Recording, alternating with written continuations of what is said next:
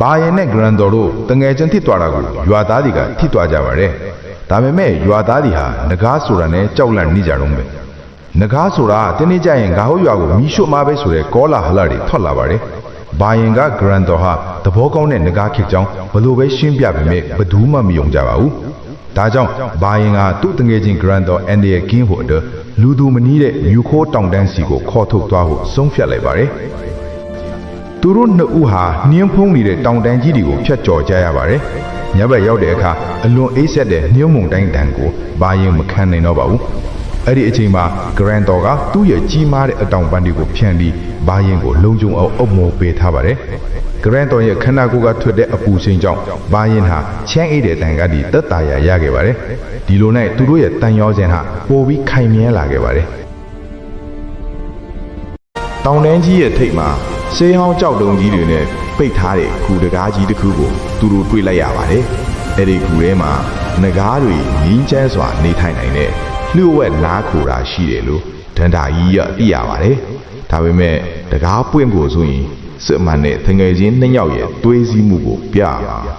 ရုပ်တရက်အဲ့ဒီနေရာကိုငကားအမဲလိုက်သမားတွေရောက်လာပြီး Grandor ကိုပိုက်ကွန်တွေနဲ့ဖမ်းကိုစူးစမ်းကြပါတယ်ဘာရင်ဟာကြောက်ရွံ့ခြင်းမရှိပဲသူ့ထက်အစအပေါင်းများစွာကြီးရဲ့အမဲလိုက်သမားတွေရှေ့မှာရပ်ပြီးငါတငယ်ချင်းကိုထိချင်းငါကိုအရင်ကြော်သွားလို့ရဲရဲဝံ့ဝံ့ကာကွယ်ခဲ့ပါတယ်ဘာရင်ရဲ့တတ်တီနဲ့မြစ်တာကိုတွေ့သွားတဲ့အခါ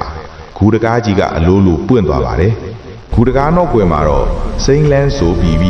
လှပလွန်းနဲ့ငကားတို့ရဲ့ကဘာသေးကြီးရှိနေပါတယ် Grandor ဟာသူ့ရဲ့အမျိုးအနွယ်တွေနဲ့ပြန်ဆုံခွင့်ရသွားပါတယ်ဘာရင်ကလည်း Grandor အတွက်ဝမ်းသာပြီးရင်နှုတ်ဆက်ဖို့ပြင်ပါတယ်ဒါပေမဲ့ Grandor ကကြောပေါ်တက်ခိုင်းပြီးတောင်ကြားထဲကိုအတူတူပြန်တန်းသွားပါတော့တယ်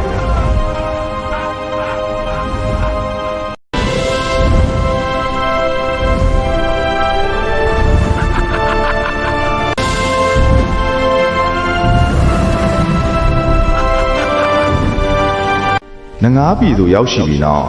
ဘာရင်ဟာနငါးရီရဲ့ယုံကြည်မှုကိုရရှိခဲ့ပါတယ်။ပုပုလင်းနဲ့ခိုင်ခန့်တဲ့ခန္ဓာကိုယ်ရှိတဲ့ဘာရင်ဟာသူ့ရဲ့ပန်းပဲကျွမ်းကျင်မှုတွေကိုအသုံးပြုပြီးနငါးရီအတွက်အဖိုးတန်ကြောက်မဲ့ရတနာတွေနဲ့မွမ်းမံထားတဲ့အစင်တစားတွေကိုဖန်တီးပြီးခဲ့ပါတယ်။ Grandor ရဲ့အစိမ်းရောင်အကြီးခွန်တွေဟာလည်းဘာရင်လုတ်ပေးထားတဲ့လက်ဝတ်ရတနာတွေကြောင့်နေရောင်အောက်မှာပိုပြီးတောက်ပါနေပါတယ်။နငါးပြည်ကြီးဟာလွင်မျောနေတဲ့ကျွန်းမကြီးတွေ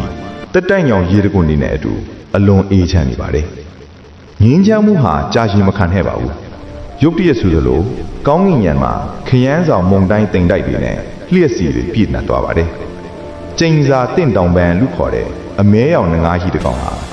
ငငါးပြည်ရဲ့စွမ်းအံ့ဗဟိုချက်ဖြစ်တဲ့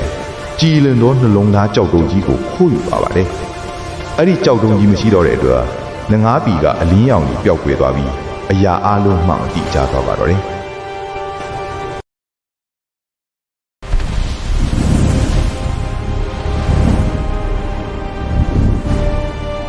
ဘာလင် Grandor တို့ဟာငကားပြည်ကြီးကိုကယ်တင်ဖို့အမဲရောင်ငကားနောက်ကိုလိုက်ကြပါတယ်။သူတို့ဟာချော်ရည်တွေစီးဆင်းနေပြီးအလွန်ပူကင်းတဲ့မီးတောင်ကြောက်ကဘာစီကိုရောက်လာခဲ့ပါတယ်။ဘာလင်ဟာသူ့ရဲ့အမြဲကင်ဆောင်နေကြ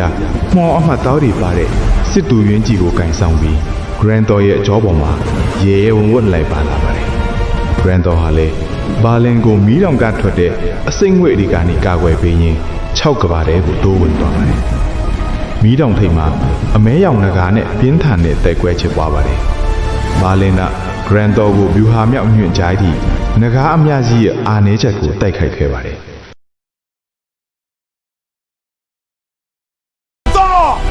There, the weak points! Attack! There, the underbelly is the weak point! The Black Dragon's weak point! To the summit, Grandor! နောက်ဆုံးမှာတော့ဘာလင်ဟာကြည်လင်သောနှလုံးသားကိုပြန်လည်ရယူနိုင်ခဲ့ပါတယ်။သူဟာကြောက်တုံးကြီးကိုရှေးဟောင်းပလင်ပေါ်ပြန်တင်လိုက်တဲ့အခါ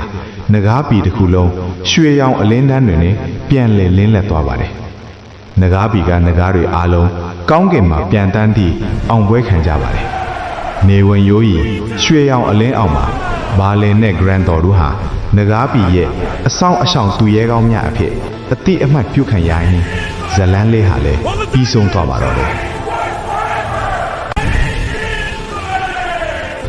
For the dragon!